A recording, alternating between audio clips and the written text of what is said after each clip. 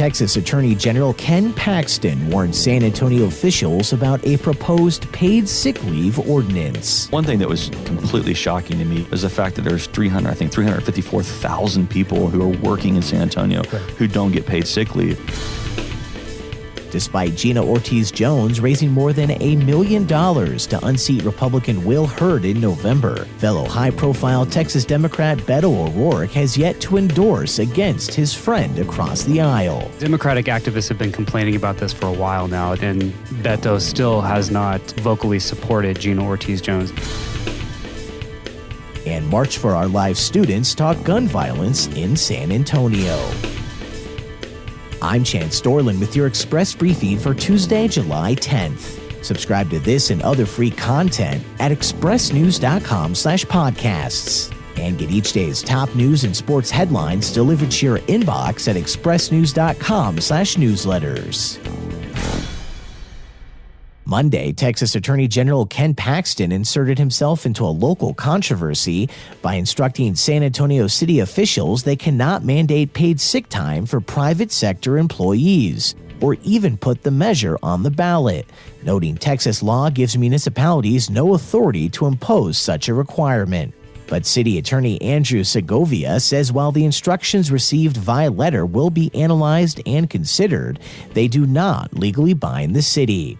Here's San Antonio Express News City Hall reporter Josh Baugh speaking on today's episode of the Puro Politics podcast. One of the chief proponents of this is Ray Saldana. He's both said that if he thought he could get the 6 votes, he would push forward. And, he may be working on trying to ensure that there is a majority that would pass the ordinance. However, the kind of most illuminating point he made to me when I was talking to him about it was that every expectation is that the Texas legislature is going to try to preempt this in 2019. And his message was it's going to be much more difficult for the GOP legislature to shout down the public in a public vote that would have approved this ordinance versus 11 members of a council. So if it goes to a ballot and it gets approved, it's sending a very clear message to Austin that the voters in San Antonio, the people who are represented by those people in Austin, want this ordinance.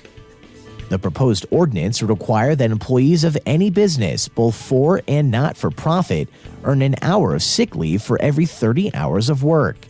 Those working for businesses with 15 or fewer employees could accrue a minimum of 48 hours, while those working for larger businesses could accrue 60. If approved, the ordinance would take effect for businesses with more than 5 employees on August 1st of 2019, and then August 1st of 2021 for micro-businesses of 5 or fewer. Not affected are government employers, which cannot be regulated by local policies, and unpaid interns or independent contractors. Gina Ortiz-Jones, the Democratic nominee in Texas's 23rd congressional district, says she's raised more than $1.2 million from April through June, putting her on pace to take in more cash than any other Democrat since the district was redrawn in 2006.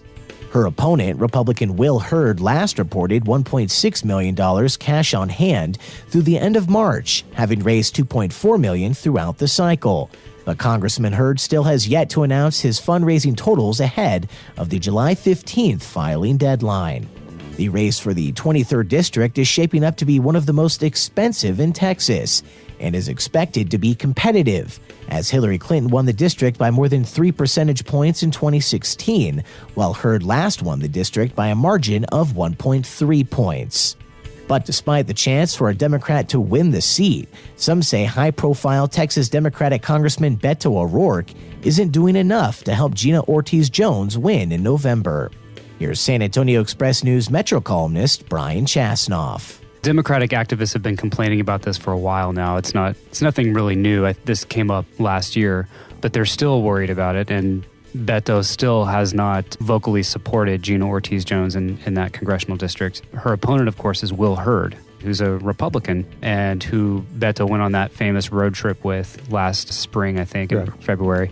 And the conclusion I came to is It might seem like an unlikely partnership, but I think it served both of them. That Congressional District 23 is an unusual district. For one thing, it's a swing district, right? It goes back and forth between Democrat and Republican. And Will Hurd is acutely aware of this. And so if you look at his positions, he often speaks out against President Trump. He's against a lot of the immigration policies, against the border wall. He's rebutted Trump on climate change. He said, climate change is man-made. Things like this, because he knows that, he has to rely on that type of voter in that district. Meanwhile, Beto, who's running for a statewide seat as a Democrat in a state where Democrats haven't won a statewide seat since the early 90s. And Beto has concluded, he told me actually after the primary, when he won the primary, that he's going to have to win over some Republican primary voters.